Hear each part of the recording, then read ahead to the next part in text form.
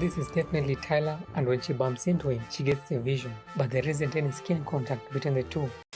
This is Wednesday. She's an interesting young girl, which is to say, she's quite odd.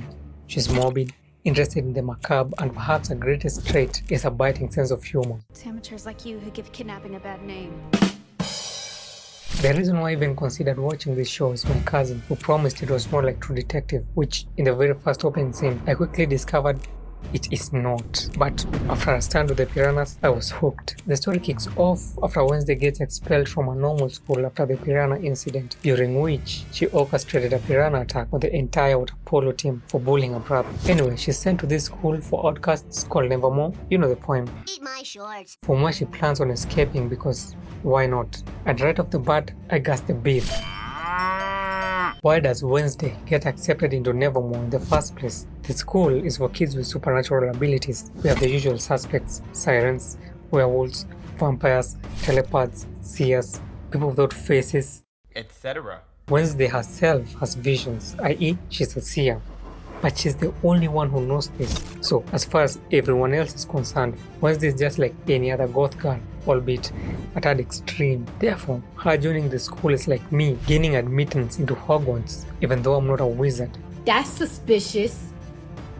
Anyway, her escape plan gets derailed after a fellow student tries to kill her, but not before he takes his sweet time to reveal that his mother, a very powerful seer, predicted that Wednesday was going to destroy the school. However, before he can do the deed, he gets brutally killed by this oddity.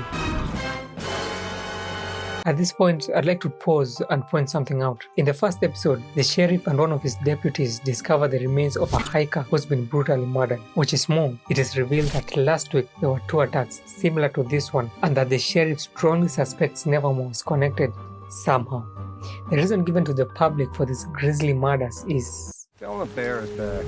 Now, given the existence of werewolves in a nearby school, you would think that all fingers will be pointing in the same direction, demanding investigations, if not the school's complete closure. But no, everyone gets told that people are getting torn apart near the school at night, and they all believe it's a bear. Even the sheriff doesn't seem to entertain the werewolf angle at all. He just keeps saying, "Look, I know these murders are connected to Nevermore, I just can't prove it." There's also that scene where Wednesday and the principal are arguing and the girl denounces the town for Decades of discrimination. Centuries of treating outcasts like second-class citizens. But literally, in the next episode, she clearly has no problem with Tyler and his friends having assaulted Xavier and destroyed his mural just because he's an outcast. And the show is filled with these kinds of inconsistent behaviors / actions from the characters, but I'm getting ahead of myself. Right now, I'd like to know one thing. Where does this vision come from?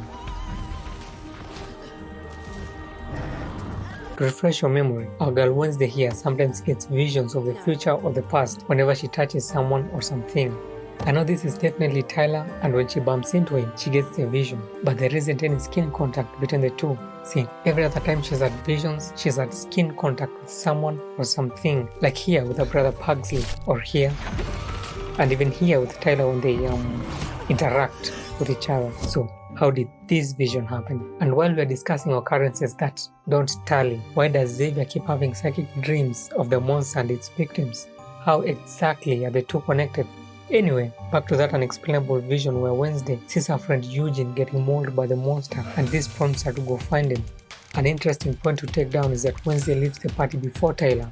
And if you didn't know, Tyler's the monster, join the club. Womp womp. But he gets to Eugene before her. So, here's what I think happened. Eugene went to stake out the cave and saw someone set it ablaze. He didn't see her face, but he saw Miss Thornhill's boots, and she saw that he sees her, and that's why he sends Tyler after him. Tyler then gets to Eugene before Wednesday, but he doesn't kill him. Therefore, the boy ends up unconscious and in the hospital. But what tortures the mind is why doesn't Thornhill follow up and finish the job at the hospital? We know she has the access because she gets to finish off the mayor easily, so why not Eugene? And speaking of the mayor, if he saw what's hidden in the gate's basement, why didn't he call the sheriff and his deputies to document it? Also, was Miss Thornhill just sitting around hoping that an Addams family member will just show up? Because here's the 4-on-1. Towards the end, it is revealed that Thornhill is actually Laurel Gates and just back in town to exact revenge on the outcasts. Her plan entails resurrecting her Puritan pilgrim ancestor who was sealed in a tomb by Goody Addams, an ancestor of the Addams family. To do this, she needs body parts, we'll get to that later, and fresh blood from the veins of a living breathing Woody Adams' descendant. So, was she just sitting around hoping that an Adams family member will just stroll back into town? And the subplot where Gomez gets accused of murder was full of holes. For example, the coroner confesses that he faked a report on an old case, and since Gomez was a prime suspect, he gets arrested. Great. But here's the thing, it doesn't make any sense. Let me explain. Garrett Gates, the boy Gomez is accused of killing all those years ago, was trying to sneak into the Nevermore raving dance, poison the punch with nightshade, and kill all the outcasts. But before he can get there, he runs into Gomez and Morticia, and they get into it before Morticia finally kills the guy. Gomez takes the fall because, love. And this is where it gets interesting. Before Morticia stabs Garrett, the nightshade he was going to spike the punch with gets into his bloodstream, and that's what kills him. The then sheriff and the medical examiner decided to cover it up because my job was to keep the peace. Now, if there had been a trial, both Jericho's and Nevermore's reputations would have been trashed. And so, Gomez is released since Garrett's death was an accident, not premeditated. But years later, the coroner confesses and Gomez is rearrested. But the coroner's job is to determine cause of death, not intent. So, if the murder is still an accident, why was Gomez rearrested? Anyway, back to Thornhill's master plan, and as mentioned before, she needs body parts. Now, if the parts are meant to join together and become one body, it doesn't seem like there's enough here for a full human being. So, where does the rest of him come from? You're probably saying, but Patrick, it's magic, and though I think it's lazy, I think you might be right, other Patrick. I think you might be right. And staying with that magic thing, I'd like to know what motivates our bad guys, and especially Joseph Crackstone himself. It's like, ooh, magic comes from the devil and I'm gonna kill all the outcasts for being witches and using it. But he himself uses it like, what the fuck? If anything, he should have killed Thornhill for using it. And this is arguably my biggest issue with the show. But anyway, I have another question for you. Where the hell did Crackstone get supernatural abilities from? I know you're going to say it's due to the body parts from all the outcasts, but here's the thing. The guy uses telekinesis like a seasoned pro, but we never see the Hyde take any body part from Rowan. So, my dear friends, how now?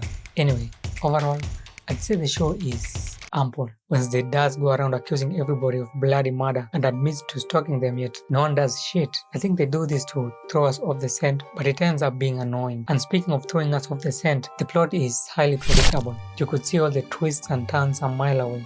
You know what? Make that 2 miles. Yet, having said all that, I did enjoy it. Somewhat. How now?